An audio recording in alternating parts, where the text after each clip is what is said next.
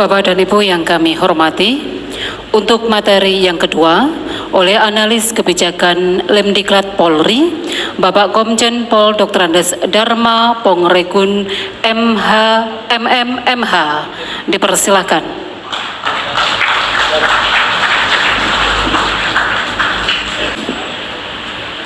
Karena waktu tadi sudah dipakai cukup lama, panjang sekali dengan yang terhormat, yang terhormat, yang terhormat. Kali ini mohon maaf kalau saya tidak perlu lagi seperti itu, karena saya tahu psikologi Bapak Ibu sekalian yang ini sudah waktunya isoma sebenarnya. Itu suara hati. Jadi izinkan saya mengucapkan yang terhormat bagi semuanya, karena buat saya sama. Dan diwakili oleh Senopati PGN Nasional, Pak Gus Nuril. Pak Bupati, terima kasih untuk tempatnya. Pak Kadensus, terima kasih, kita bertemu kembali. Dari Mas Amir, Pak Kiai, dan seluruh pejabat daerah, dan sahabat-sahabat saya PGN yang hadir pada hari ini dan yang ada dimanapun berada di seluruh Indonesia. Bicara wawasan kebangsaan, apa yang sudah disampaikan oleh Pak Martinus tadi, wawasan kebangsaan adalah cara pandang kita terhadap diri kita sebagai bangsa Indonesia dan wilayah kita. Dan lebih spesifik lagi, wawasan kita, kebangsaan kita adalah wawasan Nusantara. Apa yang disampaikan oleh Pak Bupati tadi, beliau saya lihat cukup memahami keadaan yang terjadi saat ini. Kita tidak usah bicara ke belakang, karena yang di belakang kita tidak bisa rubah, tapi kita bisa merubah apa yang di depan. Yang di belakang adalah sejarah, dan sejarah itu didasari oleh banyak latar belakang. Dan hampir semua yang saya pelajari, semuanya dilatar belakangi oleh faktor politik. Dan politik larinya adalah faktor ekonomi. Dan untuk ekonomi, di situ dilakukan planning, organizing, activating, dan controlling. Ada perencanaan, di mana perencanaan membutuhkan anggaran. Dan itu yang terjadi. Di mana-mana kita punya organisasi membutuhkan anggaran. Untuk memahami wawasan kebangsaan, patokan yang terpenting adalah pahami Pancasila. Karena Pancasila itu adalah konsep dasar, ciri khas dari bangsa Indonesia. Dan jangan kita otak-atik lagi, jangan kita rubah lagi. Saya tidak mengambil waktu lama, saya memberikan pemahaman nilai luhur daripada Pancasila. Adalah cara untuk mencapai jati diri bangsa kita sebagai bangsa Indonesia, yaitu sebagai insan Nuswantara. Nuswantara berbeda dengan Nusantara. Nusantara adalah fisiknya, kalau Nuswantara adalah ruhnya, jiwanya. Nu makhluk, ingat baik-baik, swa mandiri, anta menuju, ra sang pencipta. Saya ulangi, nu makhluk, swa mandiri, anta menuju, ra itu sang pencipta. Jadi saya berharap seluruh warga PGN menjadi insan Nuswantara. Insan Nuswantara adalah insan manusia-manusia yang siap hidup mandiri untuk mempertahankan kebenaran menuju kepada Tuhan. Artinya apa? Menjadi makhluk yang fitrah. Pertanyaannya, apakah kita sekarang semakin fitrah atau kita digiring untuk menjauh dari fitrah? Apa yang terjadi saat ini dan belakangan ini, kita sedang digiring dan ditarik untuk keluar dari insan Nuswantara, dari fitrah kita. Belakangan ini kita ketahui, kita digiring untuk semakin tidak mempercayai sang pencipta. Buktinya apa? Begitu kita ketakutan dengan kematian, sehingga kita lebih mempercayai benda-benda fisik yang sekarang ada di hadapan saya, yang membungkam mulut kita. Kita kehilangan marwah kita sebagai insan Nuswantara.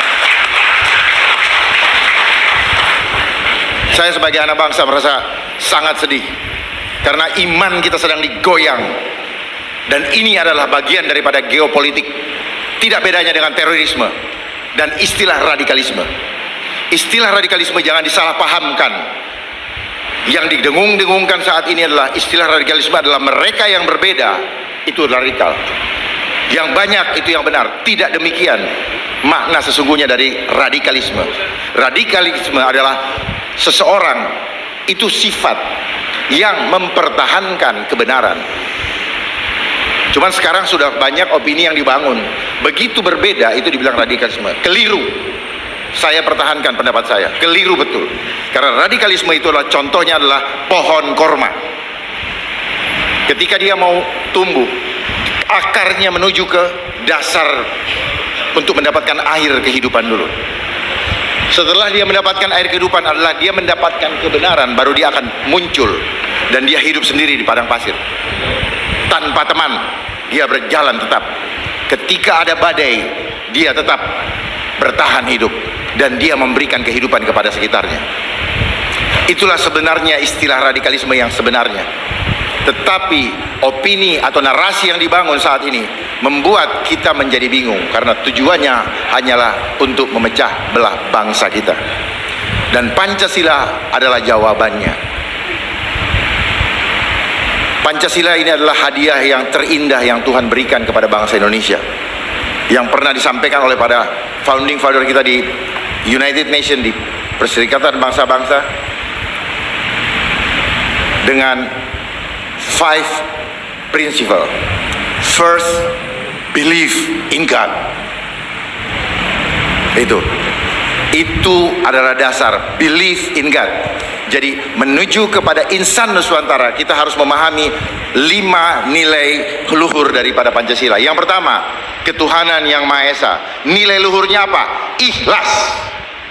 Ikhlas menerima perbedaan. Ikhlas. Ulama-ulama Indonesia adalah ulama-ulama yang ikhlas. PGN adalah negarawan-negarawan yang ikhlas menerima perbedaan, tidak melihat ras, suku, agama, apapun juga, status ekonomi juga tidak. Ikhlas. Karena semua yang ada di bumi Nusantara ini adalah ciptaan daripada yang mulia, Tuhan yang Maha Esa. Itu maknanya yang pertama. Selama ini saya perhatikan tidak ada yang menjabarkan dengan tepat, bukan tidak benar, kurang tepat. Yang kedua, kalau kita sudah ikhlas, maka kita tidak akan melihat perbedaan itu sebagai sesuatu yang harus dipersoalkan. Tetapi itu adalah kekayaan, menunjukkan kemahakuasaan Tuhan menciptakan perbedaan di antara kita. Yang kedua, keadilan sosial, kemanusiaan yang adil dan beradab. Itu nilainya apa? Menerima, menikmati, menghargai. Kita menerima ciptaan Tuhan, apapun itu bentuknya, bagus atau tidak bagus menurut kita, tetapi kita tidak bisa menciptanya.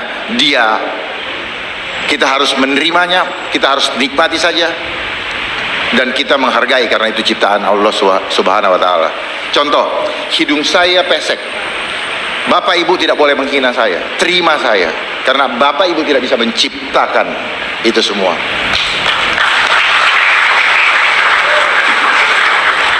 Nikmati saja, tidak usah menganalisa, hargai saja, karena itu ciptaan Allah. Mau apapun itu bentuknya, binatang, pohon, segala macam, semua itu ekosistem yang Tuhan siapkan untuk memenuhi kemuliaan Dia. Yang ketiga, persatuan Indonesia. Nilai spiritualnya apa? Bersyukur. Bersyukur. Dengan bersyukur baru kita bisa bersatu. Saya kembali lagi ke sila kedua tadi. Tidak mungkin kita bisa beradab kalau kita tidak bisa adil. Tetapi sistem yang kita lewati selama kita belajar di sekolah mengajarkan kita untuk tidak adil. Dengan apa? Dengan diberikan pelajaran berhitung. Hidup kita dikuasai oleh angka 0 sampai 9. Cuman itu. Kita di sekolah tidak pernah diajar bekerja sama. Contohnya apa? Ketika kita ujian tidak boleh bekerja sama. dengan alasan bahwa mau mencari yang terbaik. Padahal tidak demikian Tuhan menciptakan kita. Tuhan menciptakan kita untuk bekerja sama. Tidak ada yang lebih, tidak ada yang kurang. Sama-sama mempunyai keunikan, kelebihan masing-masing untuk saling melengkapi. Tetapi sistem dunia menggiring kita untuk membedakan strata, membedakan rupa, membedakan bentuk.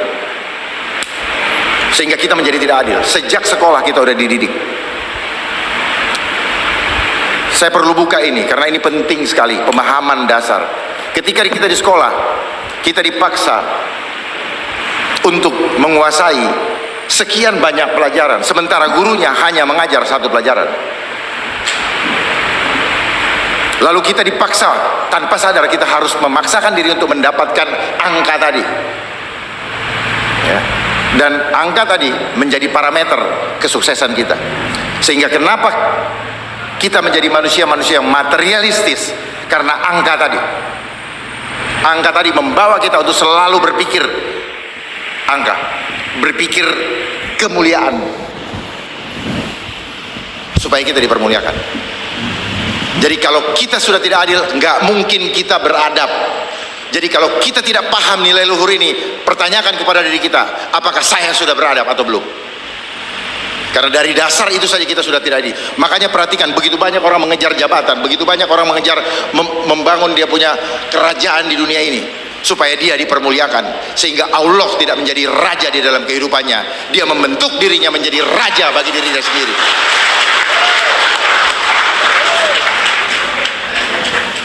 Kembali yang ketiga, Persatuan Indonesia nilainya bersyukur.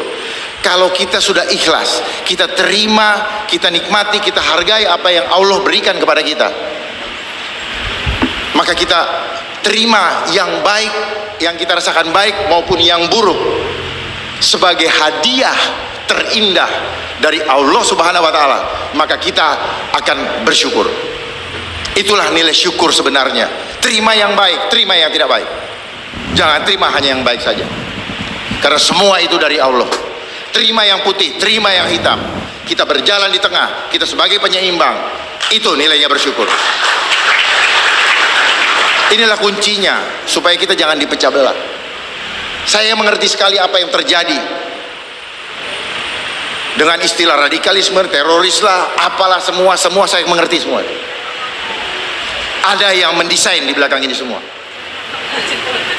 Kita hanya jadi pion-pionnya, kita hanya jadi apa namanya, jadi korban, apa tuh, pelengkap penderita yang tidak mengerti sebenarnya apa akar masalahnya. Akar masalahnya di balik ini semua adalah politik dan ekonomi, untuk menguasai kita, menguasai bangsa ini, supaya bangsa ini tidak pernah bisa menjadi bangsa yang mandiri. Sampai kemarin saya mendengar Pak Presiden sendiri menegur beberapa pejabat yang ada karena Indonesia tidak memanfaatkan sumber daya yang ada dari dalam Indonesia, tetapi selalu inginnya impor. Sebenarnya kita sudah bisa sejak dulu kala, manakala kita punya harga diri, kita siap untuk hidup mandiri, tidak hidup dari pinjaman-pinjaman dari mereka. Dan saya yakin kita mampu untuk itu, karena kita begitu kaya. Makanya mereka berusaha memecahkan belahkan kita. Karena apa? Kita adalah bangsa yang terkaya di dunia ini. Tapi pertanyaannya, kenapa kita menjadi sulit? Karena komitmen kita kepada Tuhan Yang Maha Esa minus. Buktinya apa? Di masa pandemi ini, begitu ketakutan merajalela di mana-mana melalui media sosial. Apakah itu benar? Itu hoax. Istilah hoax itu dibangun tahun 2008 sejak adanya smartphone. Itu dibuat untuk dipersiapkan untuk masa sekarang ini. Begitu maraknya istilah hoax, supaya kita mengetahui bahwa hoax adalah berita bohong. Berita bohong dengan berita palsu ada dua hal yang berbeda. Kalau berita bohong atau hoax asal dari bahasa Inggris, asal katanya hoax adalah hokus pokus, disingkat jadi hoax, yang artinya mantra, sihir. Jadi kita dimanipulasi cara berpikir kita, Sehingga ada lembaga-lembaga yang mempunyai otoritas untuk mengatakan hoax. Walaupun itu kebenaran, itu akhirnya dianggap hoax. Karena memang tujuannya untuk membuat kita bingung, kita tidak nyaman, kita ketakutan. Jadi apa yang disampaikan oleh Bapak Bupati tadi dan juga Bapak Martinus, kuasai bidang IT. Bukan menguasai dalam hal seperti apa, tetapi harus punya kemampuan untuk melihat sumber berita yang benar dari mana. Selama ini kita digiring oleh Mbah Google, padahal Mbah Google itu dikendalikan oleh mereka yang senang memecah belah bangsa kita, yang saya sebut dengan Big Tech. Ya, saya sebutkan saja, mereka punya media sosial, Twitter, YouTube, WhatsApp, Facebook, ya, IG, itu punya mereka semua. Sehingga berita yang tidak mereka inginkan pasti mereka ban. Pahami ini. Ya. Kalau kita mengikuti mereka, kita kena hoax dan mudah sekali memecah belah bangsa ini. Saya ingat itu ketika presiden di Mesir, Presiden Mubarak dijatuhkan, itu mulai dengan permainan media sosial untuk berkumpul. Memang media sosial, saya paham betul mengenai media sosial ini karena saya pernah di badan cyber. Bukan karena di badan cyber, tapi Allah memberikan hidayah kepada saya untuk membuka hal-hal yang selama ini kita tidak paham. Ya, dibukakan. Jadi sebenarnya ketika adanya gadget atau gawai, gawai ini dari bahasa Melayu yang artinya budak. Ternyata betul kita diperbudak. Ya. Kita dibikin senang sebagai rayuan untuk menggunakannya dan akhirnya kita tergantung, kita tidak bisa melepaskan diri. Tujuannya apa? Untuk globalisasi, supaya semua kita terkoneksi dan terawasi oleh mereka. Kita kehilangan fitrah kita sebagai insan Nusantara. Kita kehilangan fitrah kita sebagai insannya Allah Subhanahu wa taala. Kita menjadi tergantung kepada gitu. Kita lebih mementingkan itu daripada baca Al-Quran. Kita mementingkan itu daripada sholat dan sebagainya. Bagaimana kita bisa menjadi orang-orang yang cerdas? Mereka mengendalikan gitu. Makanya mereka bilang smartphone ini apa? Smartphone. Yang smart itu sistemnya, bukan kita. Kitanya jadi goblok, jadi budak, kayak kerbau dicucuk hidungnya. Kemana-mana pegang itu. Dan ini adalah desain sengaja dibuat untuk apa? Untuk bisa membuat kita terkendali. Inilah yang disebut dengan sistem Dajjal. Ya, inilah yang disebut dengan sistem Dajjal. Karena sistem ini dipakai untuk menguasai kejiwaan kita. Dia menyebutnya artificial intelligence. Sebenarnya ini adalah alat untuk mengintai kita. Ya. Bukan kecerdasan buatan alatnya.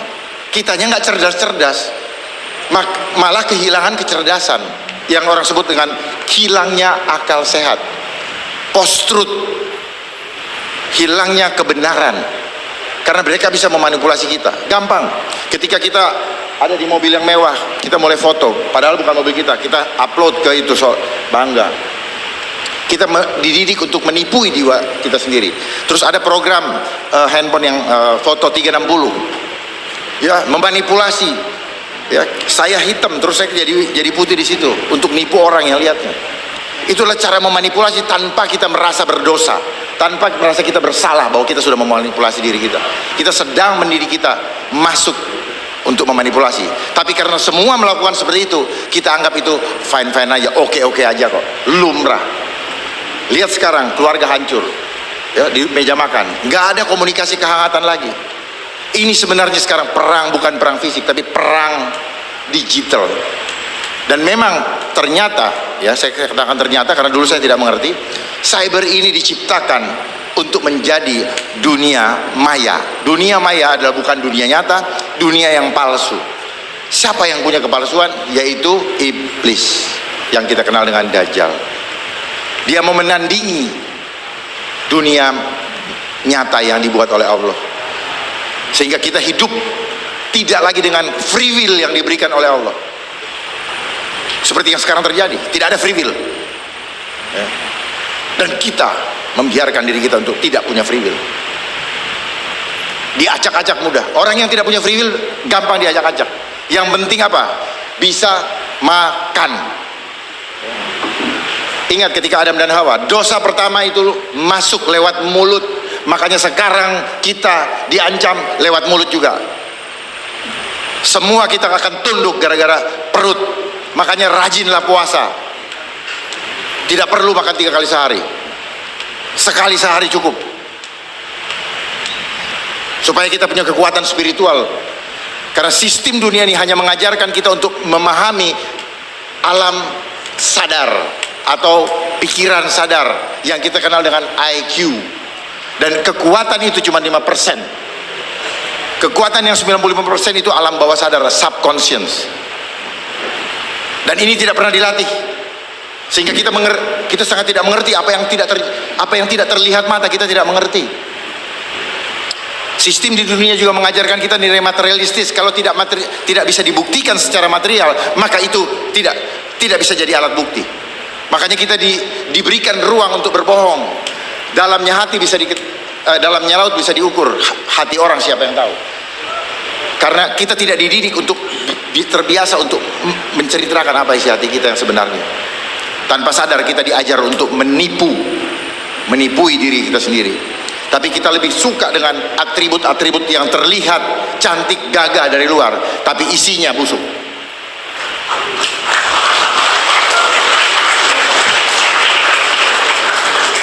Yang keempat, ya, nilai luhur keempat dari Pancasila itu tulus kepada semua orang. Tulus, ikhlas sudah tulus. Kalau sudah tulus, maka kita tidak akan mementingkan kepentingan diri kita sendiri. Kita tidak mementingkan kepentingan kelompok, tetapi berdasarkan musyawarah dan hikmat dari Tuhan. Hikmat itu dari Tuhan, ya, dari Tuhan. Jadi bukan berdasarkan hikmat manusia, hitungan jumlah seperti partai politik, mana yang banyak dia yang benar. Enggak. Hikmat itu di situ. Berdasarkan setelah tirakat dapat petunjuk Tuhan seperti Abah Hashim. Lalu dia menentukan sila pertama adalah ketuhanan yang Maha Esa. Itulah yang sebenarnya hikmat kebijaksanaan. Dia berhikmat, dapat wahyu dari Allah, dapat hidayah dari Allah. Itu sebenarnya. Tapi sistem dunia sudah lain. Ya. Sehingga semua ada nilai ekonomis. Setiap suara ada angkanya. Bukan demikian Pak Bupati? Nilai ekonomis semakin itu, dan orang semakin garuk-garukan gara-gara mengejar angka. Yang kelima, keadilan sosial bagi seluruh Indonesia. Apa nilai spiritualnya? Berbahagia bersama. Berbahagia bersama. Kalau ada yang sukses, kita ikut bahagia. Walaupun dia tidak menguntungkan buat kita tetap ikut berbahagia. Jangan disumpahin, jangan dicemburuin. Tetapi itu bisa terbangun kalau nilai luhur 1, 2, 3, 4, 5, 4 itu bisa kita maknai dengan benar dan kita implementasikan dalam kehidupan kita. Nah, sila kelima tadi adalah pintu menuju kepada insan nuswantara. Karena apa? Kita kembalikan lagi ke sila pertama, untuk kemuliaan Tuhan yang Maha Esa. Inilah yang dimaknai dengan innalillahi wa inna ilaihi rajiun. Ikhlas menerima, ikhlas melepas. Karena kita datang tidak bawa apa-apa, kita kembali tidak bawa apa. Kita hidup hanya untuk ibadah kepada Dia. Amin. Jadi saya harap kita semua untuk memahami geopolitik dan geostrategis. Apa sebenarnya yang sedang terjadi? Apa yang terjadi di mata kita tidak seindah warna aslinya. Ada udang di balik batu. Karena ada pengatur strategi di balik itu semua. Tidak terjadi begini saja. Dan kita dibikin repot. Pak Martinus dibikin repot. Padahal ada pengendalinya. PGN dibikin repot. Padahal ada pengendalinya. Nah, saya himbau kepada seluruh sahabat-sahabat di PGN ini, saudara-saudara di PGN, untuk selalu melihat, mencari akar masalahnya, selesaikan akar masalahnya. Jangan cuma di permukaannya saja. Kalau di permukaan saya sampai mati cuman bikin capek dan tidak akan berhasil.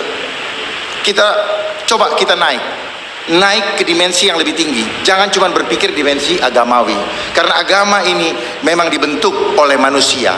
Tujuannya untuk mendekatkan kita kepada Tuhan. Tetapi ketika itu digunakan dengan keliru, maka itu adalah cara yang paling mudah untuk memecah belah bangsa kita.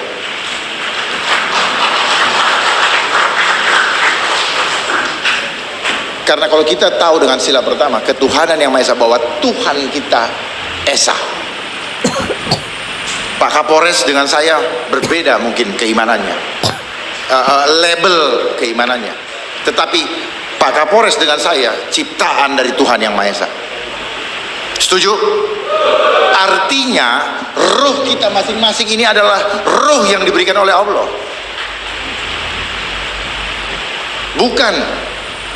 Bukan yang berbeda. Lalu kenapa kita harus membenci satu dengan yang lain? Mari bangun pererat persatuan dan kesatuan. Itulah yang utama dari wawasan kebangsaan ini.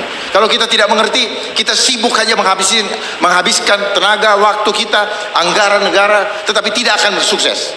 Karena yang dibangun bukan, yang diselesaikan adalah bukan akar masalahnya. Akar masalahnya itu. Kita tampil di sini dengan seragam yang sama, tapi dengan motivasi yang berbeda-beda. Dan yang mengetahui motivasi kita adalah Tuhan. Ingat, hidup kita ini sementara.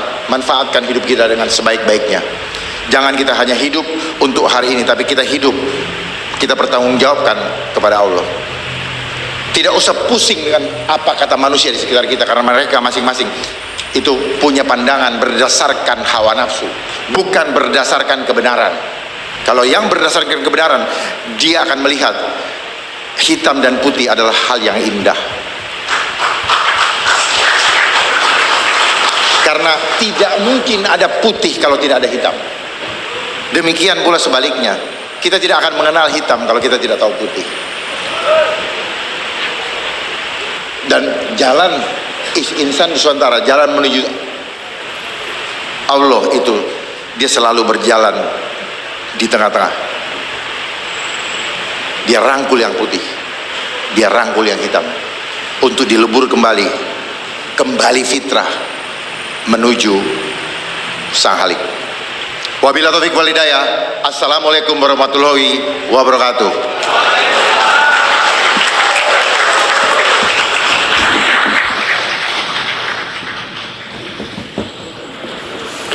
Bapak dan Ibu yang kami hormati, untuk materi yang terakhir akan disampaikan oleh Senopati Nusantara PGN, Bapak Dr. Kiai Haji Nuril